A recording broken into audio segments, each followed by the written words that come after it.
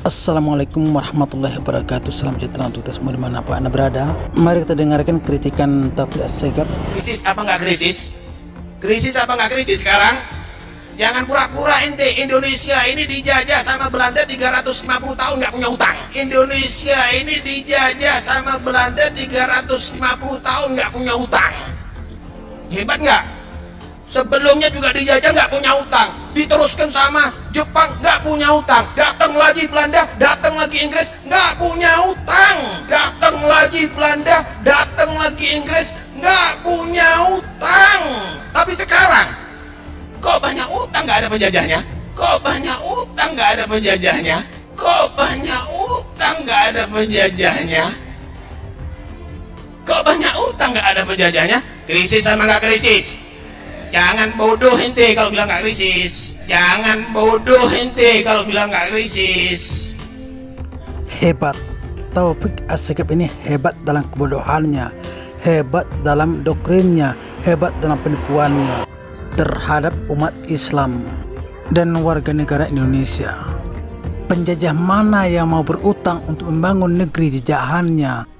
Untuk membuat jalan kendaraan mereka saja, mereka paksa rakyat Indonesia untuk mengerjakannya.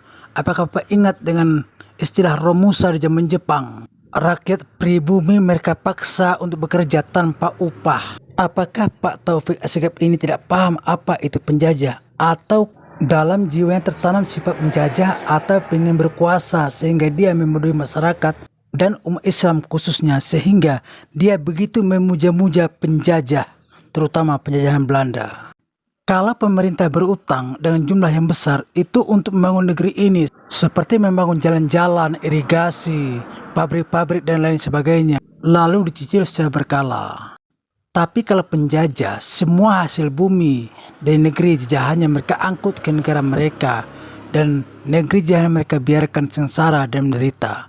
Sebagai sesama umat Islam, saya menghimbau dan mengajak kepada kita umat Islam dan warga pribumi agar jangan mudah percaya kepada Habib-Habib ini, karena dari diri mereka sangat terlihat sifat-sifat Yahudinya, yaitu arogan, sombong, suka mengadu domba, banyak dusta, dan sejarah mereka acak-acak, dan mereka suka merendahkan orang lain, dan ini sangat jauh berbeda dari sifat Rasulullah SAW.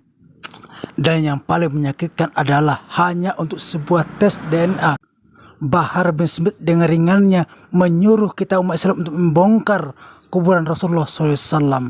Na'udzubillahi min zalik. Masihkah kita percaya kepada mereka dan membiarkan mereka dengan merendahkan Rasulullah SAW dan menyebarkan hadis-hadis palsu serta mempelintirkan ayat-ayat Al-Quran hanya untuk kepentingan duniawi mereka? Ini adalah salah satu bukti yang sangat nyata bahwa mereka bukan untuk memajukan negeri ini dan menyatukan umat Islam, tetapi untuk memecah belah negeri ini dan umat Islam khususnya. Demikianlah, semoga bermanfaat. Jika ada yang salah, saya mohon maaf.